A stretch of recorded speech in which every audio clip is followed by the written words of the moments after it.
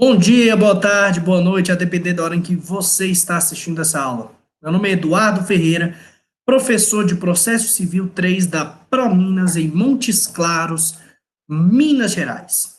Hoje, aqui no dia 21/5/2020, às 19 horas e 5 minutos, estamos iniciando a gravação do nosso encontro com meus amigos, meus alunos aqui do sexto período do curso de Direito da Prominas. Estamos nos encontrando nessa modalidade remota por conta da pandemia do coronavírus que tem nos impedido de encontrarmos pessoalmente, mas em momento algum vai nos impedir de seguir aqui nessa jornada. Em relação a este nosso encontro, conforme anteriormente já comunicado aos meus queridos alunos, toda essa aula está sendo gravada e posteriormente vou estar disponibilizando esse encontro lá no nosso Pincel Atômico como estudo dirigido da Prominas e no meu canal do YouTube, que vai dar possibilidade tanto para Minas quanto para os alunos que eu tenho fora e que queiram aprofundar essa caminhada, também ter acesso a esse conteúdo. Qual o conteúdo de hoje? Semana passada tive prova com meus alunos do sexto período da Prominas e na outra anterior fizemos uma reanálise prática de conteúdos iniciais. Hoje nós vamos dar continuidade na caminhada. Nós estávamos falando de cumprimento de sentença e hoje vamos falar especificamente já de uma das espécies de execução, uma das espécies de cumprimento de sentença, que é aquela que se destina, que objetiva verdadeiramente realizar a entrega de coisa, tá bom? E aí nós vamos analisar os detalhes, pormenores sobre essa execução, esse cumprimento de sentença, para a gente seguir aqui nessa nossa caminhada, tá bom? Também comunico a vocês que já há um material de apoio disponibilizado para todos lá dos meus alunos da Prominas, lá no Pincel Atômico. O material complementar já está lá desde o começo do dia, tá bom? Vamos então iniciar a nossa jornada, iniciar a nossa caminhada. E só para quem ainda não havia entrado anteriormente, em relação à matéria da prova, vou falar com vocês posteriormente. Primeiro vamos ver o conteúdo e depois nós vamos analisar as questões. Vamos iniciar para falar dessa questão, a execução ou cumprimento de sentença para entrega de coisa. Primeiro grande passo que nós vamos analisar é verificar essa forma de buscar o processo executivo, analisando primeiramente o cumprimento de sentença e vamos fazer também as ponderações em relação à execução da entrega de coisa. Mas eu gosto de iniciar a conversa já colocando para vocês um artigo relevante lá do Código de Processo Civil. Já está aí na tela para vocês o artigo 498 do CPC. O 498 está inserido naquela seção, a seção número 4, que está do 497 até o 501 do CPC, que fala do julgamento das ações relativas à prestação de fazer, não fazer e entregar coisa. E, em especial, o artigo 498, ele deixa claro para a gente assim, que está aí na telinha para vocês, do Hangout Meet. Na ação que tenha por objeto a entrega de coisa, o juiz, ao conceder a tutela específica, fixará o prazo para cumprimento da obrigação, tá bom? Então, quando o juiz ele analisa um processo que envolve essa questão de entrega de coisa, ele também vai fixar um prazo para que essa coisa seja entregue. E aí, no parágrafo único, que também já está aí na telinha de vocês no Hangouts Meets, em uma observação antes de falarmos dele, também estamos ao vivo, meus alunos da Prominas, lá no Pincel Atômico, no item aula ao vivo. Para quem tiver interesse, tiver um conforto, se sentir mais confortável ao seguir a aula por lá, estamos ao vivo lá também. E aí, voltando aqui, o parágrafo único do artigo 498 do CPC fala para a gente que, tratando-se de entrega de coisa determinada pelo gênero e pela quantidade, o autor individualizá-la na petição inicial. Vai fazer, então, essa individualização na petição inicial, sendo que se lhe couber a escolha, ou se a escolha couber ao réu, aí vamos fazer essa análise, este a entregará individualizada no prazo fixado pelo juiz. Então, primeiro a gente tem que também saber de quem é a possibilidade de escolher, de individualizar essa coisa.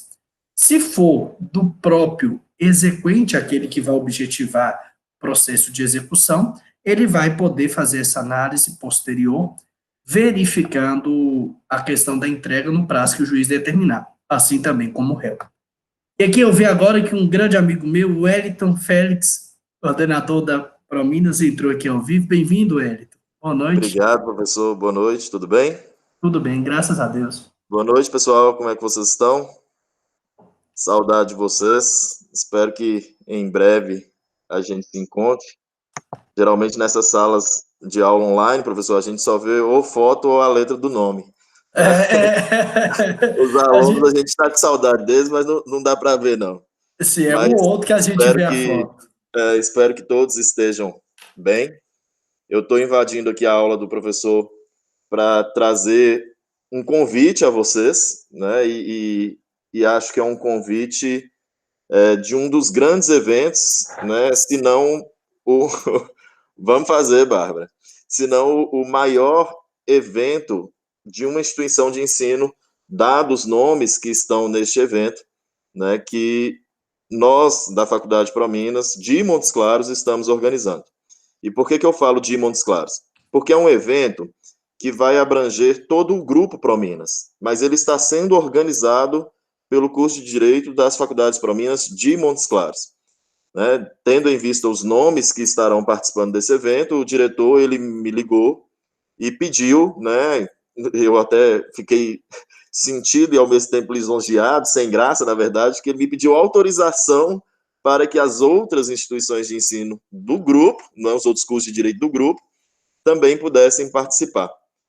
Mas eu passei, pessoal, esses dias para trás aí, naquela semana, né, tensa de prova, né, e essa semana agora também, organizando um evento para vocês. Então, nós vamos fazer a primeira semana jurídica de 2020, né, em comemoração, inclusive, ao dia do estudante de direito que passou, e aproveito para parabenizar vocês, como assim fiz no grupo, mas eu passei fazendo contato com alguns amigos, né, outros me aproximei em razão deste contato, eu já havia conversado com este outro, inclusive, que eu não vou falar o nome para vocês ainda, mas eu já havia feito contato com ele, tentei trazê-lo aqui presencialmente várias vezes, até já disse para vocês sobre isso quando fui professor de vocês, e agora, né, em razão de isolamento e uso de plataformas, talvez o contato e a vinda dele ficou mais fácil. Então, nós teremos, a partir de segunda-feira, a primeira semana jurídica, né, do curso de Direito do Grupo Prominas. E vai ser do dia 25 até o dia 28, que é quinta-feira. É isso mesmo? 25, 26, 27, 28. Cada dia nós teremos, né, um palestrante, uma pessoa de referência na nossa área para falar um pouquinho para vocês. Eu vou usar a minha cola aqui, né, dos temas das palestras e vocês vão ver o tamanho que é este evento. E até eu achar aqui, eu vou explicando para vocês o seguinte. O pessoal da comunicação da faculdade está criando também um site para vocês se inscreverem neste evento.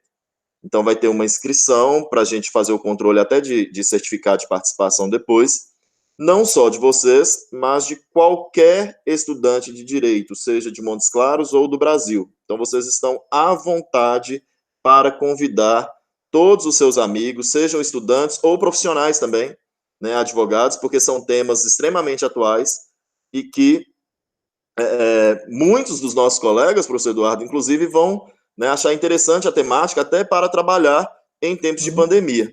Sim, Né? é muito Então, interessante mesmo atualizar. fiquem à vontade para convidar, inclusive com certificação, né, a participação. Óbvio que vai ter um controle, né, para que a gente certifique essa participação, mas nós teremos, né, vamos aos nomes para vocês terem ideia. Professor, você está dando aula de processo civil, né? Sim, processo Já civil ouviu falar de Misael Montenegro? só um pouquinho, viu? Então, depois o professor Eduardo ele vai falar para vocês quem é o Misael Montenegro, que é um dos maiores processualistas do Processualista do Brasil, Brasil. né? Autor de diversos livros de processo civil. Ele vai falar na segunda-feira e ele vai falar sobre a possibilidade, né, de pedir revisão ou exoneração de pensão alimentícia em razão da pandemia, da Covid, né? Olha que interessante, né? Pedir a revisão ou exoneração do pagamento de pensão alimentícia em razão disso. No dia seguinte, nós teremos a presença do professor Marcelo Palma, que é um juiz federal do trabalho, né? Ele é da região nossa, mas de uma competência absurda, que também vai falar sobre... Peraí, gente, minha cola sumiu. Peraí. Achei. Ele vai falar sobre a Covid-19 e suas consequências no direito processual brasileiro, e principalmente no direito do trabalho, né? Questão de audiência online, a questão dos prazos. Então, ele vem falar desses efeitos que a pandemia trouxe, né, no direito processual brasileiro. Na quarta-feira, nós teremos a presença da Silvana Lobo. Quem é a Silvana Lobo? A Silvana Lobo é a coordenadora do curso de Direito da FUMEC e a diretora-geral da Escola Superior de Advocacia do Estado de Minas, que vai falar sobre a nova lei anticrime, né, e suas consequências no direito penal e na lei de execução penal.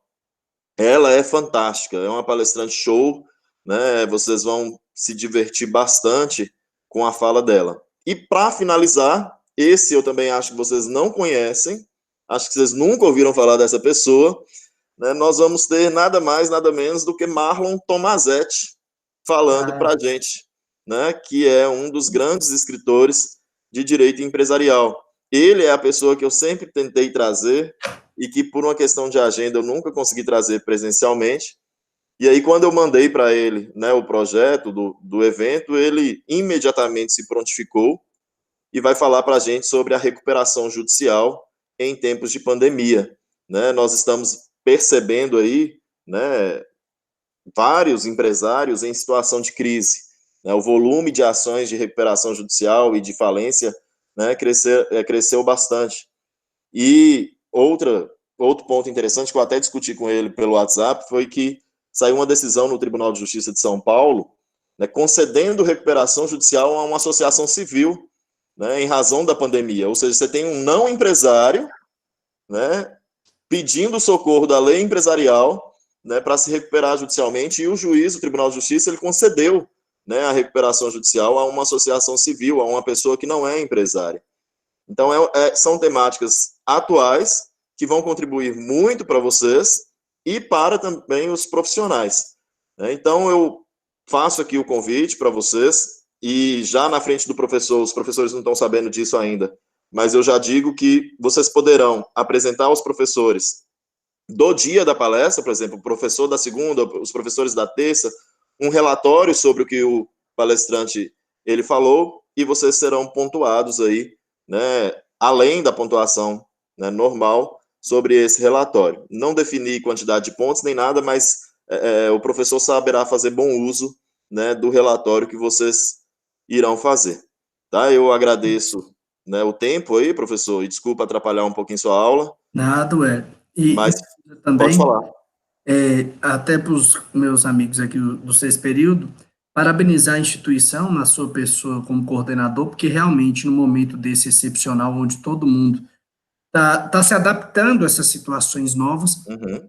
um evento com essas temáticas tão atuais e também com pessoas de renome, não só no cenário regional, mas no cenário nacional como um todo, é realmente um diferencial da instituição. Sim. E muito feliz de estar compondo aqui esse grupo. É interessante a gente... Você bem sabe que esse é um trabalho conjunto, né, do nosso curso.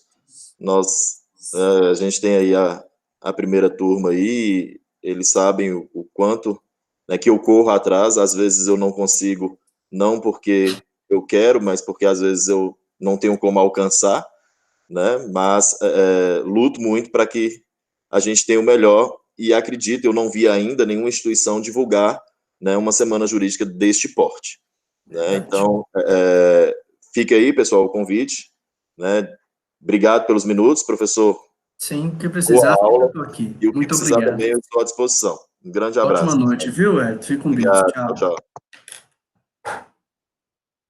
Pessoal, seguindo aqui nossa jornada, então, ó, que notícia show de bola. Um evento incrível desse, realmente é verdadeiramente imperdível. Vamos falar mais sobre ele depois, e agora nós vamos dar continuidade. tá bom? Só uma observação, o professor Montenegro, que é o professor processualista, é um dos maiores nomes hoje atuais do processo civil, também tem cursos específicos da área jurídica, é realmente um professor que visa acrescentar muito, participar de um evento a qual ele está, que realmente são essas pessoas que estão na vanguarda do direito. Nós devemos sempre buscar estar nos capacitando com pessoas desse quilate, tá bom?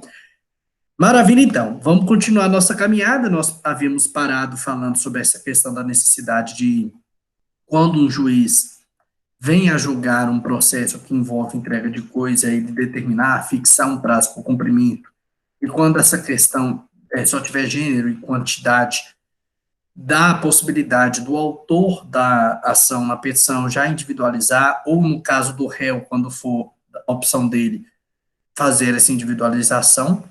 Vamos seguir nessa nossa jornada, porque aqui eu quero falar de um outro artigo, ainda lá no CPC, que envolve esta questão. E eu falo aqui do artigo 499, que eu já quero antecipar para vocês, mas que depois nós vamos reforçar alguns pontos que envolvem ele. Aqui nós estamos falando, 499 já está aí na tela para vocês, tá bom? Aqui nós estamos falando especificamente da busca por um mecanismo de efetivação do direito que eu tenho de receber uma coisa. Aqui ainda não estou falando se a coisa é certa, se ela não é, eu só quero deixar claro, estamos tratando da necessidade, da decisão que eu tenho de ter que receber uma coisa. Só que tem um detalhe, se tiver algum problema nessa coisa, se for impossível essa coisa ser entregue, se conseguir receber essa coisa, como que vai fazer? Eu tenho que receber, por exemplo, uma saca de café X, e aí perde, destrói, ela deteriora, alguma coisa nesse sentido, alguma situação nesse sentido. Eu não tenho mais a possibilidade de acessar aquela coisa, de receber aquela coisa. Quer dizer, então, que o meu direito, em regra geral, acabou? Aí a questão do 499 vem à tona e realmente é algo interessante de ressaltar. Fala-se assim: a obrigação somente será convertida em perdas e danos se o autor requerer ou se impossível a tutela específica ou a obtenção da tutela pelo resultado prático equivalente. Então, aqui já deixa claro para a gente uma possibilidade dessa concessão que envolve a busca como um todo do processo aqui para entregar coisa e, eventualmente, caso a gente não consiga verdadeiramente recebê-la, poder ir para perdas e danos. Mas mais à frente eu quero falar sobre isso com vocês. Mas eu só quero antecipar já isso, por quê? Para deixar claro, no direito eu tenho que ter mecanismos de efetivação. Se eu tenho uma coisa a receber e eventualmente essa coisa vier a se deteriorar, se perder, eu tenho que ter a possibilidade, por óbvio, de buscar essa questão que envolve as perdas e danos, tá bom? Mas mais à frente a gente vai comentar sobre isso. Como eu havia antecipado a vocês, primeiro nós vamos falar dessa questão de entregar coisa na parte que envolve o cumprimento de sentença. E aí, essa questão que envolve a entrega de coisa, ela está elencada lá no artigo 538 do CPC. Então, já anota aí, eu vou colocar agora aqui já o caput do artigo 538. Tá aí para vocês na telinha do Hangouts Meet. Lá no 538, fala para a gente assim no caput: não cumprida a obrigação de entregar coisa no prazo estabelecido na sentença, será expedido mandado de busca e apreensão ou de imissão na posse em favor do credor, conforme se tratar de coisa móvel ou imóvel. Então, aqui nós estamos falando do cumprimento de sentença que reconheceu a exigibilidade da obrigação de entrega de coisa. Lá no 538 fala assim: lá quando o juiz, em respeito ao artigo 498, que já falamos hoje aqui no nosso encontro, ele decide uma causa que tem esse reconhecimento da entrega de uma coisa, ele determina um prazo em que ela será entregue. Aqui no 538 surge a questão se o devedor, se aqui agora o executado, não tiver voluntariamente entregado esta coisa. Primeiro, quando não houver essa entrega voluntária no prazo que foi estabelecido na sentença, eu vou fazer o cumprimento de sentença, o cumprimento de sentença que reconheceu a exigibilidade daquela obrigação de entregar a coisa, e ali, naquele momento, será expedido o mandado de busca e apreensão, quando se tratar de uma coisa, de um bem imóvel, ou um mandado de emissão, quando se tratar de um bem imóvel. Então, aqui eu já vou buscar rapidez quando eu estou tratando dessa questão de entrega de coisa, tá bom? Se o devedor voluntariamente, se o executado voluntariamente não vier cumprir com a sua obrigação, que é entregar a coisa naquele prazo que foi estabelecido na sentença, eu inicio aqui o cumprimento de sentença e o primeiro ato é a expedição do mandado de busca e apreensão ou de emissão na posse. Tá bom? Maravilha. Pergunta. Até agora, vocês estão me acompanhando? Sim ou não? Dá o joinha aí quem está ao vivo, que eu quero saber, dá o ok, dá o sim. Eu quero que vocês entendam que a gente caminhe junto, como sempre fizemos ao longo dessa nossa jornada. Ok? Sim, perfeito, então. Vamos seguir nossa jornada, vamos seguindo nossa caminhada, tá bom? Maravilha. Ainda lá na questão que envolve o cumprimento de sentença, eu tenho uma questão a ressaltar. Tudo bem que eu tenho que entregar uma coisa, mas vamos imaginar que na hora que eu vou realizar a entrega dessa coisa, ela possua alguma benfeitoria. E aí? Eu tenho que entregar uma coisa X, mas eu fiz uma benfeitoria, eu não consigo retirá-la, ou se trata de uma benfeitoria útil, ou uma benfeitoria necessária. O que acontece? O valor, no final, entra dentro do valor do que eu estou devendo, ou verdadeiramente eu tenho o direito de receber aqueles valores que são referentes àquelas benfeitorias que que eu tiver realizado. E aí? Aqui fala, ela tem que ser na fase de conhecimento, sim, só que tem um detalhe.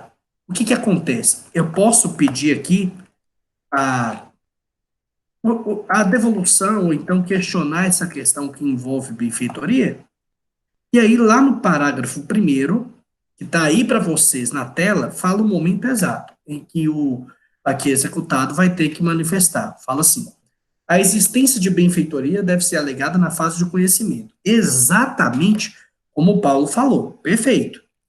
Em contestação, de forma discriminada e com atribuição, sempre que possível e justificadamente, do respectivo valor. Por mais que aqui a gente esteja falando daquele momento de cumprimento de uma sentença, conforme aqui o Paulo antecipou, de forma incrível, aqui, meus amigos, eu tenho que, para discutir benfeitoria, aquele réu, aquele primeiro momento lá no processo originário, ele tem que já na contestação dele alegar quais seriam as benfeitorias e sempre que possível já falar quanto que é. Exemplo, eu coloquei a benfeitoria X e o valor dela foi R$ 5.000. Aqui, ó, tá ali, R$ 5.000, coloquei lá em cima. Maravilha. Mas isso já tem que ser feito na contestação do processo originário. Tranquilo? A Bárbara fala aqui, essas atribuições seriam provas, por exemplo, um ponto alugado, várias notas de investimento. Atribuições, você está falando da questão da benfeitoria, Bárbara? Me retorna aqui só para mim, para que eu fique sabendo. Está querendo perguntar se... Sim, as benfeitorias, elas são úteis, necessárias e voluptuárias. O que seriam essas? As úteis e necessárias, aquelas situações em que é indispensável, por exemplo, o telhado do imóvel está caindo, vai vazar, eu vou e troco o telhado. Questões necessárias, eventualmente. Voluptuária, aquilo para dar, por exemplo, um charme àquele bem, valorizar aquele bem. A doutrina coloca muito como exemplo chafariz. O povo adora colocar chafariz como benfeitoria voluptuária nos exemplos da doutrina. Essas benfeitorias têm gasto. Você vai trocar um telhado, por exemplo, você gasta. Você vai trocar uma parte elétrica, você gasta. Só que se eu já tiver que entregar aquela coisa, e esse valor que eu tive que pagar para fazer a manutenção daquela coisa? Eu tenho o direito de querer questionar. Mas para conseguir ter devolvido o valor referente àquela benfeitoria que eu estou alegando ter feito, eu já tenho que, como réu, alegar aquela existência daquelas benfeitorias desde a minha contestação. E, de preferência, inclusive, entregando, justificando os valores e por que que elas foram realizadas, tá bom? E é muito importante isso. Por quê? Porque aí surge para a gente aqui o parágrafo segundo. Bárbara, me fala se você entendeu, me dá um joinha aqui que eu quero saber, senão eu repito novamente, tá bom? Maravilha, então, me falou aqui que sim. E aí surge aqui para a gente o parágrafo segundo do artigo 538, que fala assim: o direito de retenção por benfeitorias deve ser exercido na contestação, na fase de conhecimento. Então, aqui no cumprimento de sentença, como regra, eu dou prosseguimento. Esse direito da retenção por benfeitorias, ele deve ser alegado, deve ser utilizado onde? Lá na contestação, na fase de conhecimento. Aqui no cumprimento de sentença, qual que é o objetivo? Entregar essa coisa, pega essa coisa, simples assim, tá bom? E ainda para fechar aqui o nosso artigo 538, o parágrafo terceiro fala assim: aplica-se aos procedimentos previstos nesse artigo, que é o 538, no que couber as disposições sobre o cumprimento de obrigação de fazer ou de não fazer. Inclusive, é um spoiler, ó, fique atento, é matéria da nossa próxima aula, tá bom? A aula de amanhã, dia 22/5, nós vamos voltar para analisar essa questão de execução e cumprimento de sentença, de obrigação de fazer e não fazer. Tá bom? Show de bola. Isso é o que envolve o cumprimento de sentença. Porém, nós ainda devemos falar da execução. Qual a diferença? A diferença é o título. Quando eu estou tratando de um cumprimento de sentença, eu estou tratando de um título executivo judicial, um daqueles elencados lá no artigo 515 do Código de Processo Civil. Maravilha. Quando eu estou tratando do título executivo extrajudicial, um daqueles elencados no artigo 784, eu estou diante de uma situação em que, em vez de fazer cumprimento de sentença, eu faço uma execução. E agora, especificamente, vamos tratar da execução para entrega de coisa. Está prevista lá no Código de Processo Civil, entre os artigos 806 e 813 do CPC. Tá bom, pessoal? Vamos, então, começar a falar da execução, mas antes de falarmos, quero que vocês me deem esse feedback. Em relação ao cumprimento de sentença que reconhece exigibilidade de coisa, ficou compreendido? Sim ou não? Porque também é algo bate-bola, jogo rápido, a gente consegue absorver normalmente com uma tranquilidade maior do que outras modalidades de cumprimento de sentença ou mesmo de execução. Me fale aí no chat se ficou compreendido, enquanto isso eu vou dando caminhada, vou dando prosseguimento, agora falando da execução, tá bom? Maravilha. Vamos começar falando pelo artigo 806. E lá no artigo 806 do Código de Processo Civil, coloquei aí o caput para vocês, fala assim: o dever de obrigação de entrega de coisa certa constante em título executivo ou extrajudicial, o devedor, perdão, será citado para, em 15 dias, satisfazer a obrigação. Tranquilo? Então, aqui, a diferença é que lá no cumprimento de sentença, eu já tenho todo um processo originário, e ali eu já, como não foi cumprido voluntariamente o prazo estabelecido na sentença para entregar a coisa, primeiro ato, no cumprimento de sentença de exigibilidade de entrega de coisa, já é a expedição do mandado, ou de busca e apreensão, ou de emissão na posse.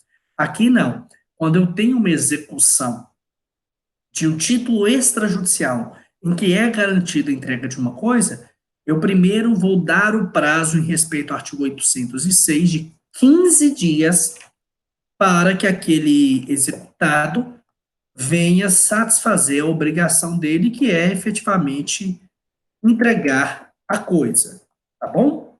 Só que tem uma peculiaridade.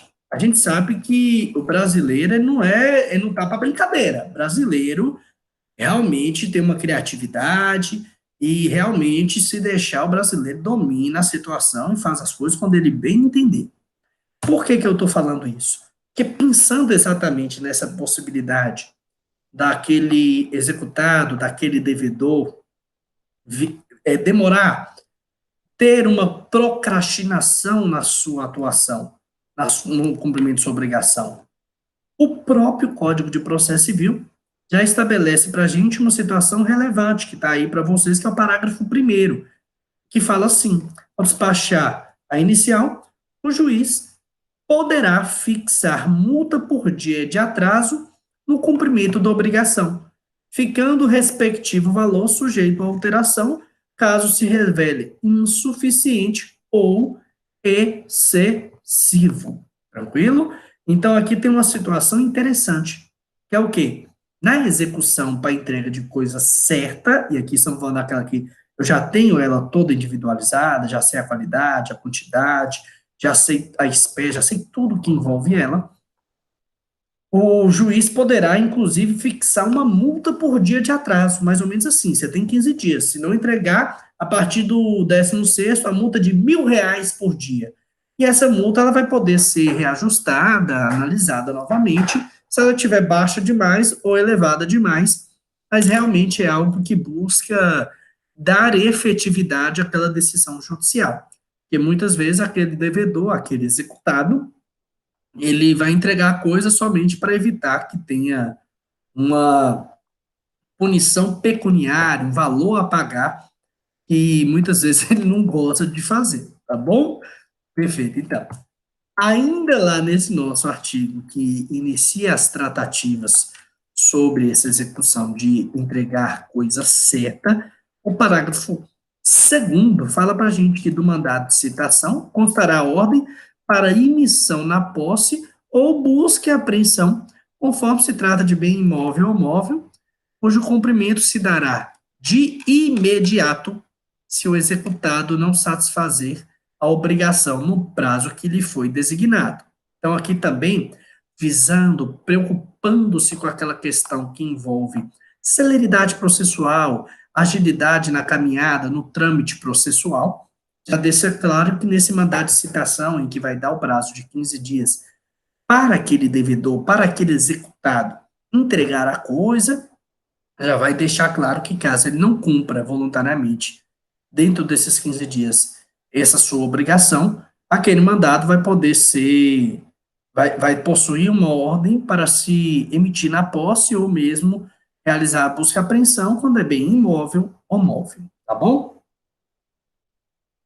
O objetivo aqui é dar rapidez, é dar celeridade nessa resposta do Poder Judiciário, tá bom?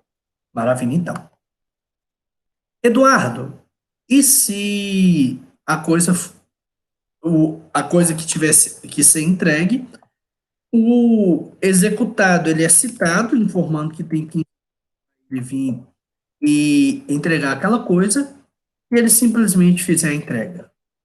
Olha o que está lá para a gente no artigo 807. 807 fala assim: se o executado entregar a coisa, será lavrado um termo respectivo, considerará satisfeita a obrigação, prosseguindo-se a execução para pagamento só dos frutos ou ressarcimento de prejuízos quando existir. Ou seja, se tiver algum fruto ou então algum prejuízo que deve ser ressarcido, a execução continua. E aí para o valor.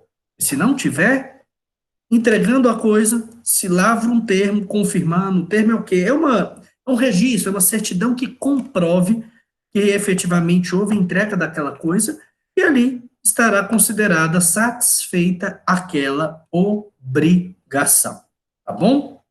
Neste momento, finalizaria eventualmente o processo se não tivesse frutos ou ressarcimento de prejuízo ainda a serem discutidos. Seria o mundo ideal. A parte é citada, cumpre sua obrigação, o processo acabou, tá bom? Muitas vezes não é tão simples assim na vida prática, tá bom? E aí, falando disso, eu pergunto: brasileiro tem limite? Brasileiro tem limite, não. E se ele já tiver vendido aquela coisa, alienado aquela coisa, o artigo 808, já pensando nisso, coloca aí que está na tela para vocês.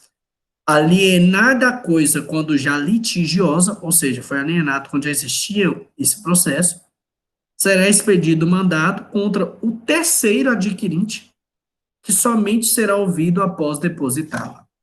Eduardo, tem uma coisa que já é litigiosa. Já tem o litígio, já houve a distribuição da ação. Você foi lá e registrou, por exemplo, no Detran, aquela ação que você iniciou de execução, e mesmo assim a pessoa vendeu o veículo. Está com o terceiro. E aí? O mandado vai para esse terceiro. Terceiro, vem cá, devolve aqui, entrega aqui para a gente, tá bom? O Ederson fala aqui até da fraude de execução. Claro, podemos também analisar essa questão de ata tentatória de dignidade da justiça, a própria fraude de execução, se gerar insolvência, uma situação nesse sentido, poderia ser analisado. Mas aqui na parte prática, o que acontece? Para agilizar, se a coisa já é litigiosa, sabe o que o juiz vai falar?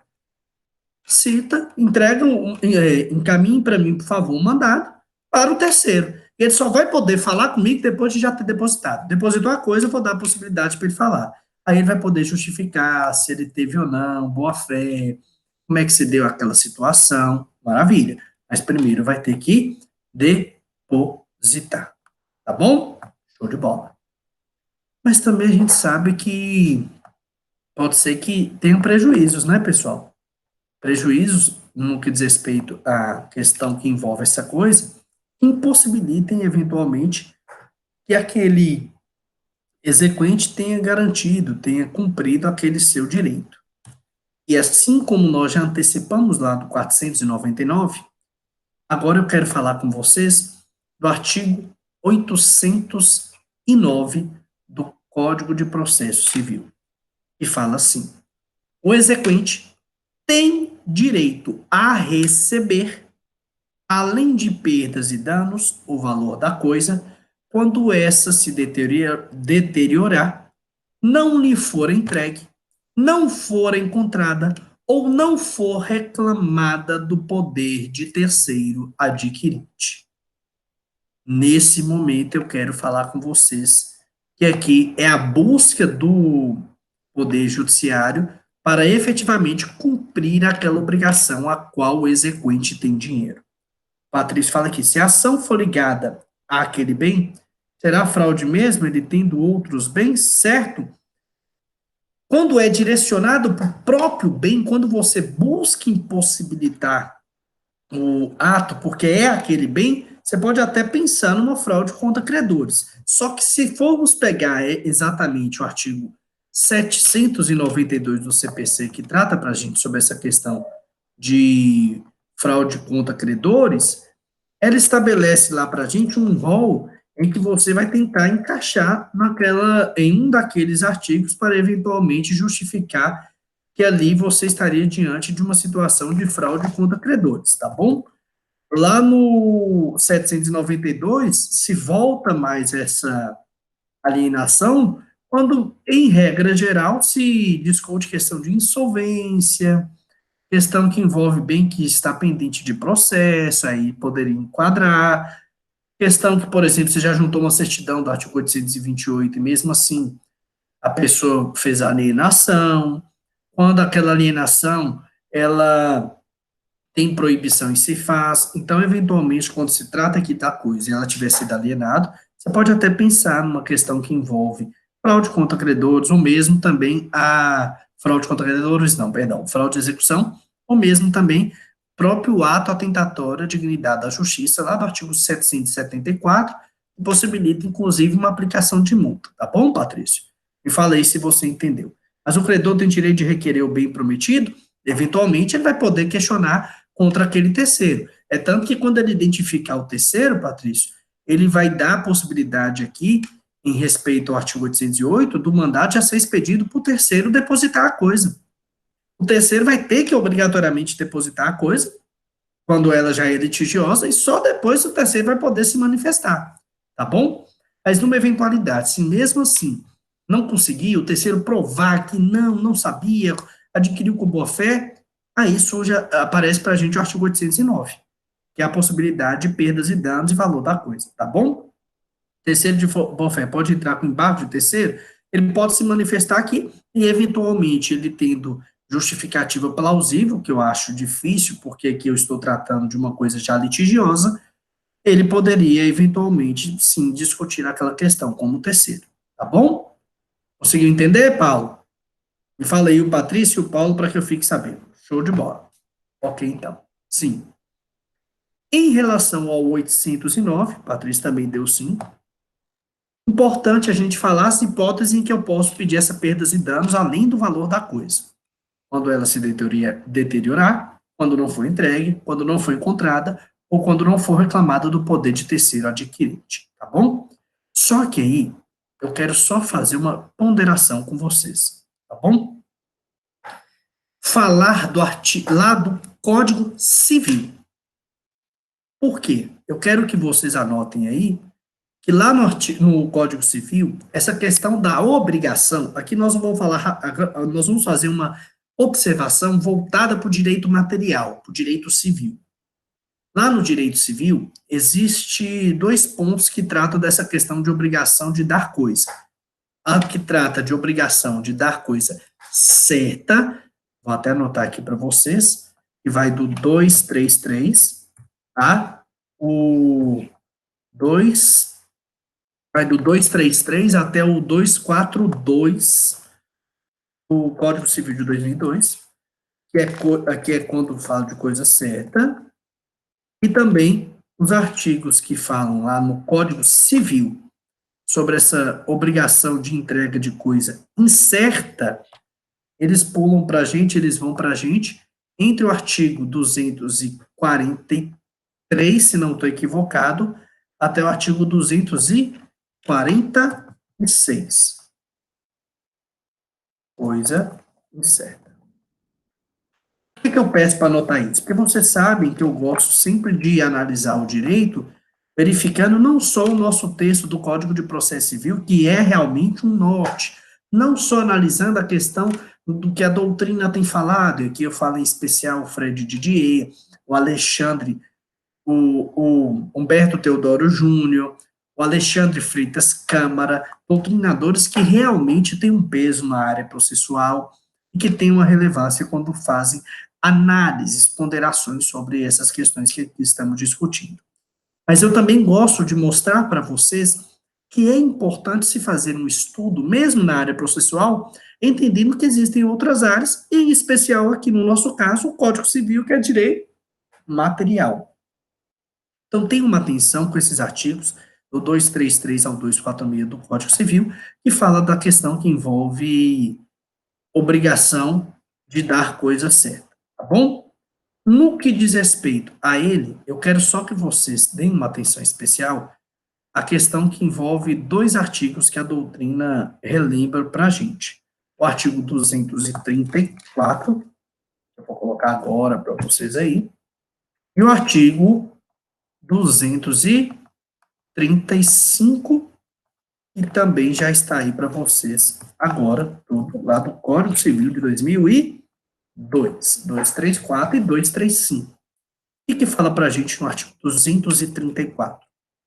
Fala da questão da entrega de coisa e fala assim, se a coisa se perder, sem culpa do devedor, antes da tradição, que é a transferência desse bem móvel, ou ainda quando pendente a condição suspensiva, fica resolvida a obrigação para ambas as partes. E se a perda resultar de culpa do devedor, responderá este pelo equivalente perdas e danos. Aqui está falando dessa questão que envolve a, a perda da coisa e quando ela acontece antes de fazer a tradição. Aquela discussão fica resolvida, obrigação para ambas as partes, e se houver algum tipo de culpa do devedor, ele vai ter que responder pelo equivalente àquela coisa, mais as perdas e danos, que aqui no CPC está lá no 809 falando dessas perdas e danos. Em relação ao 235 do Código Civil de 2002, fala que quando é deteriorada, não perdeu a coisa, mas teve uma diminuição no que diz respeito à sua estrutura, ao seu valor, não sendo o devedor culpado, poderá o credor resolver a obrigação. ou aceitar a coisa abatida do seu preço que perdeu. Então, quando existe a perda da coisa, não há culpa do devedor, aquela obrigação ela é resolvida para ambas as partes, e se quando tem culpa do devedor, ele vai responder pelo valor da coisa e pelas perdas e danos. Quando existe a deteriorização, o credor pode receber e dar por resolvido, ou então receber a coisa abater no preço que se teve aquela diminuição do valor.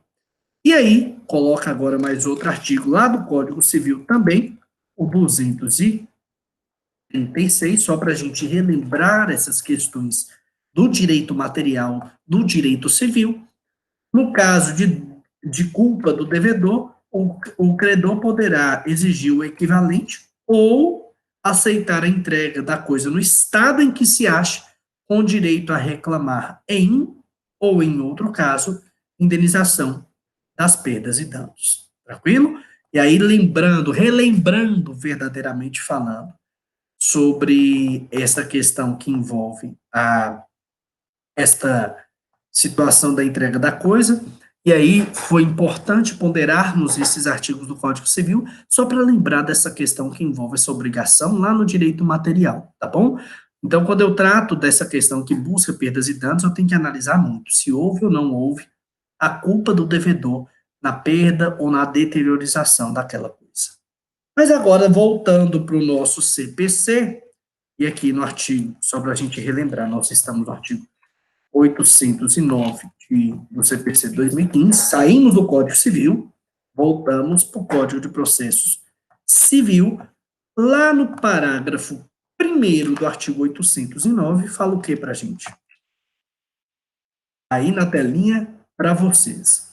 Fala que, não constatando do título o valor da coisa e sendo impossível sua avaliação, o exequente apresentará a estimativa sujeitando-se ao arbitramento judicial, tá bom? Então, quando naquele título executivo extrajudicial não se colocou o valor daquela coisa, ou o valor quantitativo, qual o valor financeiro, é R$1.000, é 2.000, ou quando a coisa se perdeu e não tem como realizar a sua avaliação, o exequente vai apresentar para o juiz o que ele entende que valia, qual o valor que ele entende que valia, e o juiz vai fazer o arbitramento, analisando a situação, analisando o que ele tem de conhecimento, para chegar à conclusão do valor.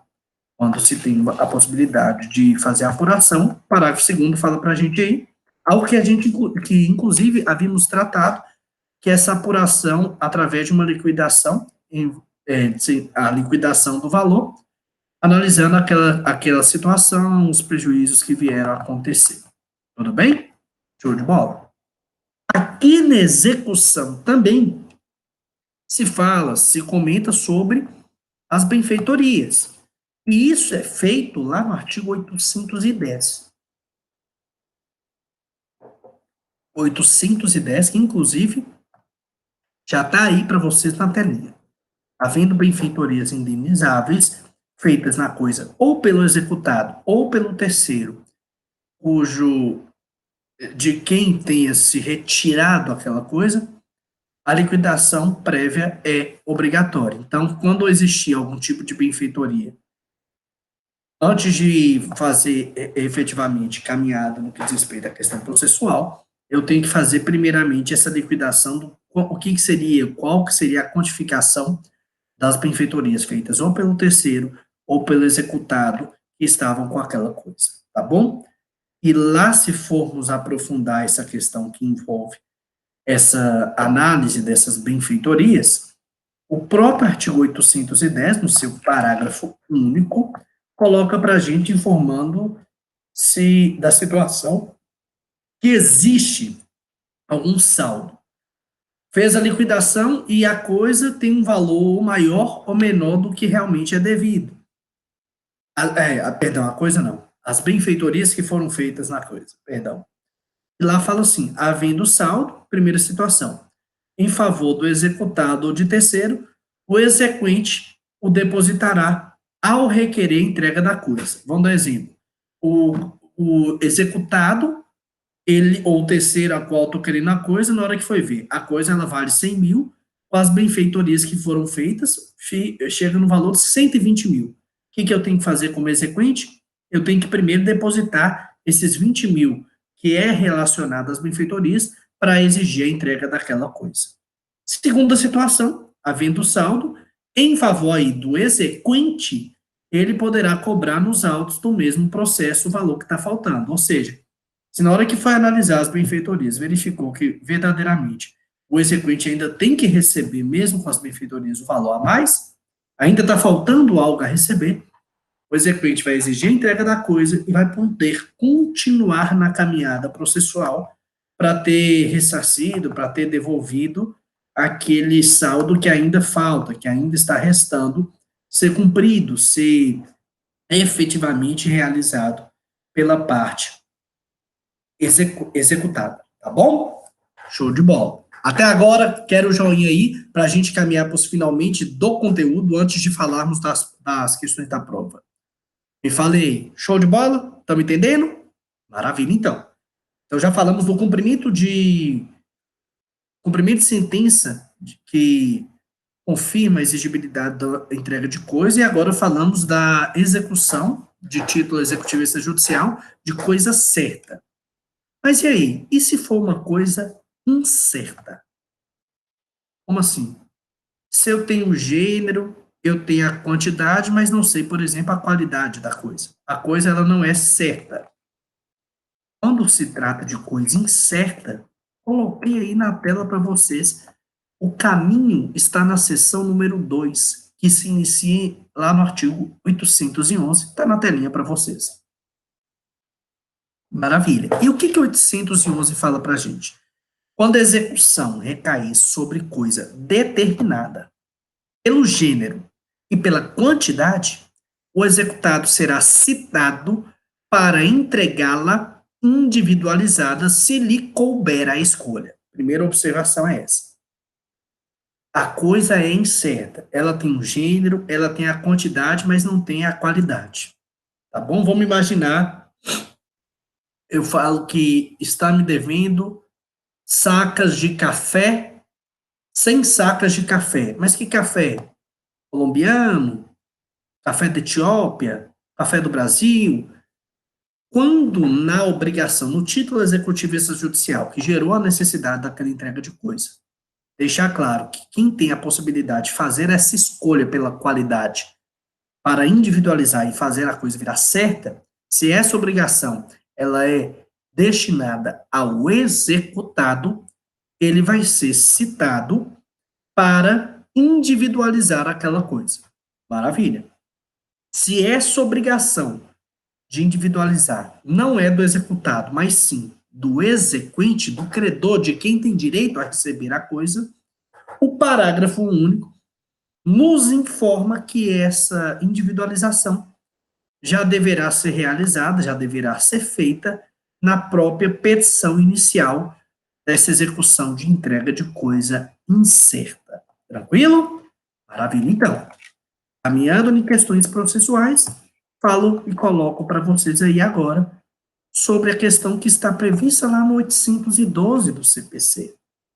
Qualquer das partes, no prazo de 15 dias, tem a possibilidade de impugnar a escolha feita pela outra, e o juiz vai decidir de plano ou, se necessário, ouvindo perito de sua nomeação.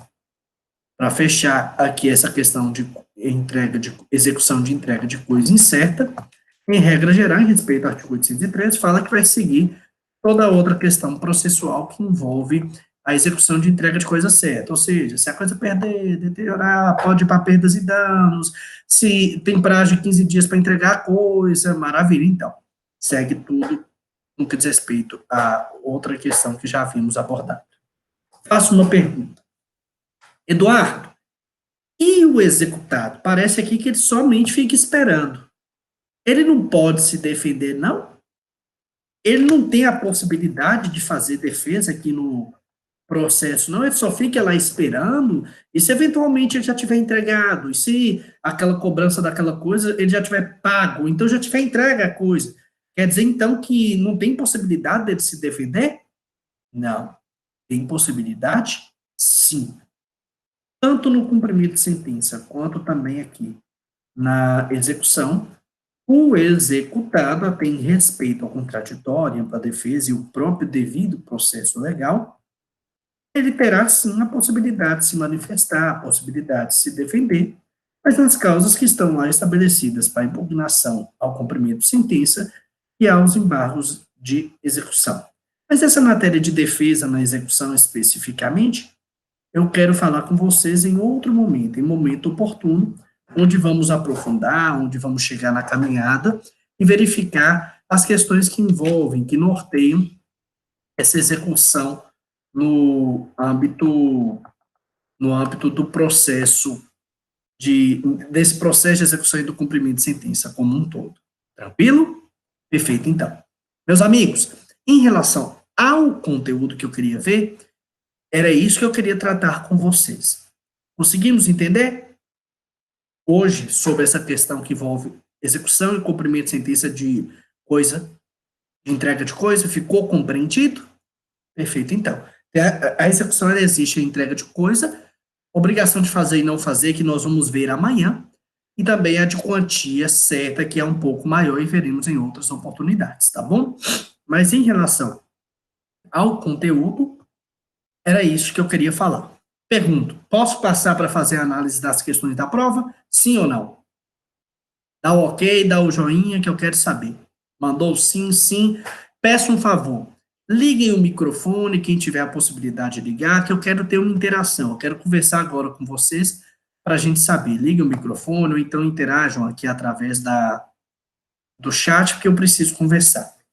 Qual que vai ser o meu objetivo com vocês aqui agora?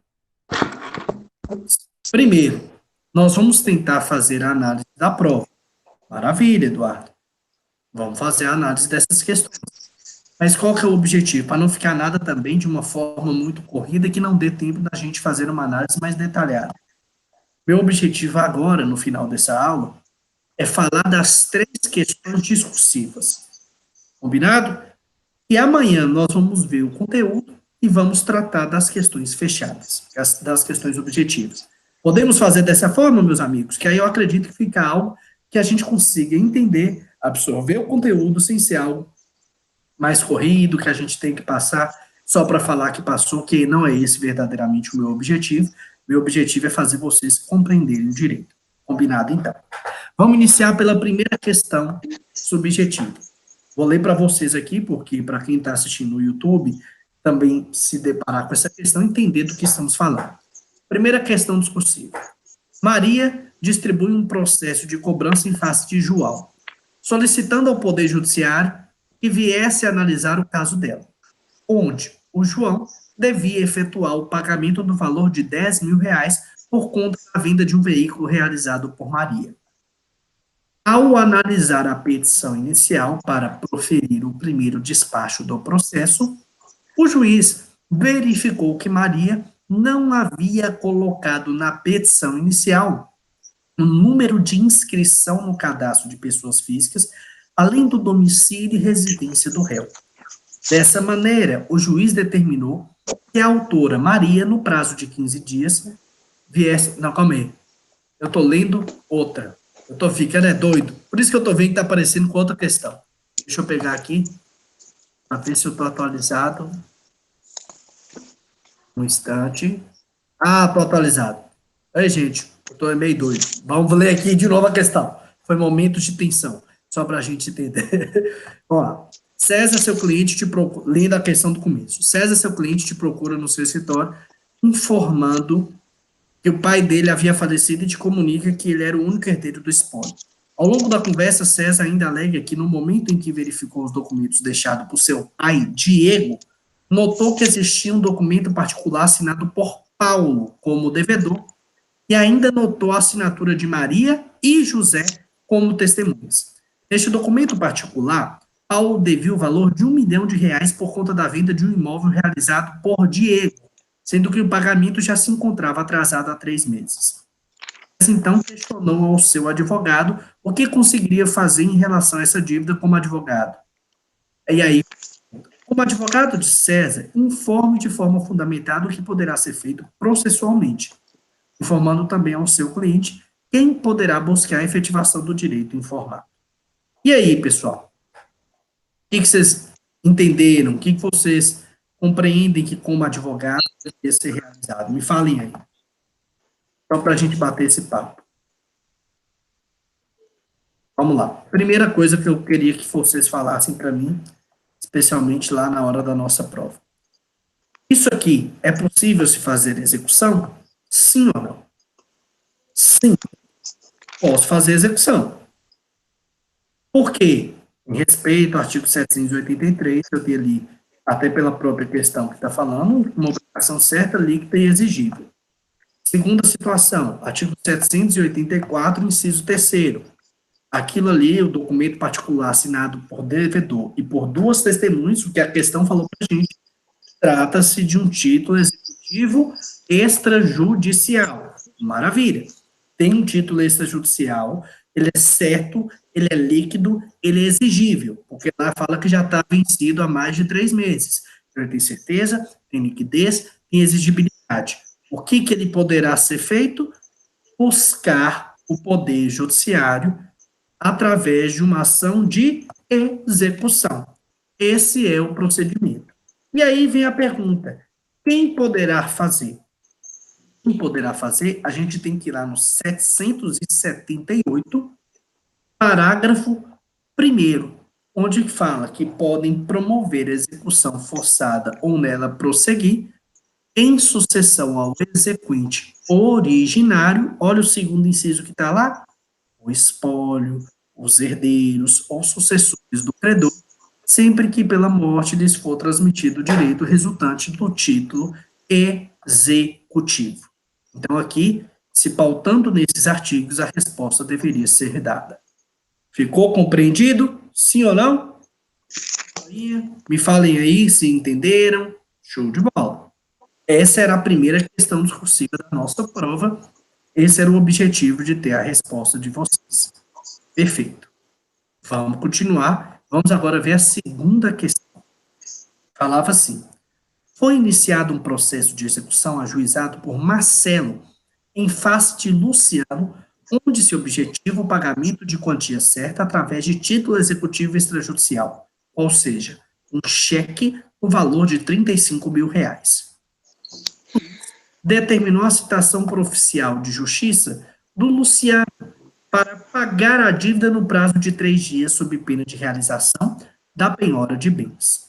Após transcorrido o prazo de 3 dias para pagamento voluntário, como Luciano se manteve inerte, o oficial de justiça voltou ao imóvel do executado para realizar a penhora de bens, sendo que, neste momento, o Luciano se recusou a abrir a porta da sua residência e informou que ninguém iria retirar patrimônio dele. O oficial de justiça informe de forma fundamentada o que você poderá solicitar ao juiz do processo para cumprimento da ordem judicial. Maravilha, então. Nós estamos tratando aqui, então, nessa questão. A Bárbara falou as fechadas, Bárbara. Conforme a gente combinou, hoje eu vou ver as subjetivas, que são as abertas, e amanhã, quando a gente tratar da aula, eu vou fazer o conteúdo e vou dar ênfase nas questões fechadas, para não passar também muito corrido. Combinado, Bárbara? Então, aqui agora, nesse final, nós vamos ver as subjetivas, as abertas. Na aula de amanhã, a gente vai tratar mais detalhadamente sobre a questão que envolve as questões objetivas da prova, fazendo as ponderações, tá bom? Mas aqui também a Bárbara já falou um artigo importante. Mas antes de falar dele, eu tenho que falar de um artigo que é anterior. Se formos lá no Código de Processo Civil, existe um artigo que ele é bem claro, o artigo 782, que fala assim: não dispondo a lei de modo diverso, o juiz determinará os atos executivos e o oficial de justiça os cumprirá. Então, já deixa claro que o oficial de justiça está dentro do processo para quê? Cumprir as ordens que são emanadas pelo juiz. Lá no parágrafo 2º fala uma ênfase que também já poderia ser utilizada lá no nosso caso. Sempre que para efetivar a execução for necessário emprego de força policial, o juiz o requisitará. Então, ali, no primeiro momento, já tinha um grande elemento para vocês utilizarem para fundamentar a resposta. Claro, Quando não há possibilidade de cumprir, você, como oficial de justiça, poderia exigir às forças policiais em respeito ao artigo 782, parágrafo 2º. Mas muito interessante, vocês ainda foram além. Pegaram o artigo 846, que fala que quando o executado fecha as portas, o oficial de justiça vai comunicar o fato ao juiz e vai solicitar a ordem de arrombamento. Se essa ordem de arrombamento for deferida, 2 oficiais de justiça vão cumprir o mandado, arrombar todos móveis em que se presume estarem bens. E assim vai lavrar um termo, um auto circunstanciado, detalhado, assinado por 2 testemunhas presentes à diligência. Também deve-se ressaltar que, sempre que necessário, o juiz ainda vai requisitará a força policial a fim de auxiliar os oficiais de justiça na penhora dos bens. Simples assim. Somando essas 2 questões, lá do artigo 846 e do artigo 782, chegava-se à resposta que era o objetivo da questão. Indo para os finalmente desse nosso encontro, vamos tratar da terceira questão discussível. Eduardo ajuizou uma ação de execução em face de Jonas, requerendo o pagamento de R$50 mil, utilizando um título executivo extrajudicial, nota promissória. Ao propor a ação, Eduardo instrui a petição inicial com o título executivo extrajudicial. Além disso, Eduardo ainda indicou a espécie de execução de sua preferência, por quantia certa, os nomes completos da exequente, Eduarda, e do executado, Jonas, e seus números de inscrição no cadastro de pessoas físicas, os bens suscetíveis de penhora, que ela tinha conhecimento. O juiz, analisando a petição inicial, notou que Eduarda não instruiu a petição inicial com demonstrativo de débito atualizado até a data da propositura da ação, por se tratar de execução de quantia certa. Como juiz do processo, informe de forma fundamentada o que ocorrerá por conta dessa falha cometida por Eduarda. E aí, o que vai acontecer? Ela esqueceu de colocar essa questão do demonstrativo do débito. Isso é obrigatório, sim ou não? Sim. Se a gente for lá no artigo 798, inciso 1º, a linha B, fala que uma das questões que o exequente, vai instruir a petição inicial é o demonstrativo de débito atualizado até a propositura da ação, quando se tratar de execução por quantia certa, e na questão especificamente, fala que se trata de uma execução por quantia certa. E mais ainda, e veria a resposta mais completa, no 801, que fala que verificada que a petição inicial seja incompleta ou não está acompanhada dos documentos indispensáveis à propositura da execução, o juiz determinará que o exequente a corrija no prazo de 15 dias. Se não fizer, será indeferida aquela petição de execução. Tranquilo? Essa também é a resposta que objetivamos. Tá bom? Conseguimos entender as 3 questões discursivas, sim ou não? Dá o joinha aí que eu quero saber, dá o ok. Manda aí no chat que eu quero ver. Maravilha, então.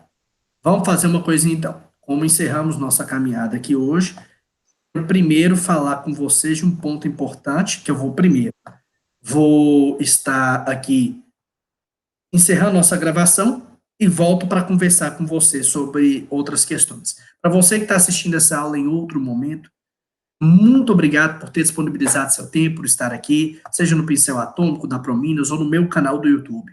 Nos encontraremos em outras oportunidades. Desejo a você um ótimo dia, uma ótima tarde, uma ótima noite, a depender da hora em que assistiu essa aula.